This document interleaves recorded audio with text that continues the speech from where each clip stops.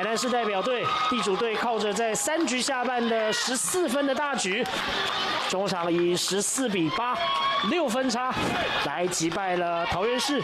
上屆13檔來自中下先攻20義在歸南永信等濟經國小好手組成的台南市少棒聯隊，在土土杯全國少棒錦標賽當中奪得冠軍。6月8號到13號將前往中國參加2026美國小馬聯盟亞太區少棒錦標賽。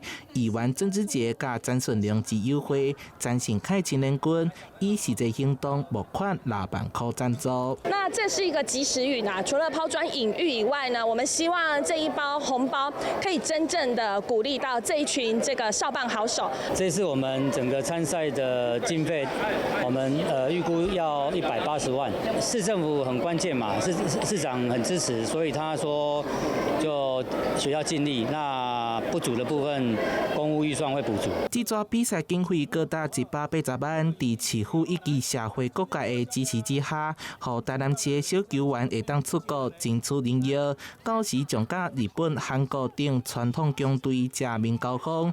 也毋過因為亞太區賽事場地是人工草皮，在體育局的協助之下，協調亞太國際棒球訓練中心設立練習場，提前適應場地條件。希望可以幫球隊進攻。我相信在默契啦、配合啊，應該都是 OK 的。我是對這批小孩子的那個程度蠻有信心的啦。教練對這群選手相當有信心，若是順利取得亞太區代表權，7月31到8月3號將會前往美國參加世界少棒錦標賽，拼世界冠軍。鄭志傑嘛有個會他給鼓勵台南市少棒聯隊。台南新聞楊淑懷採訪報道。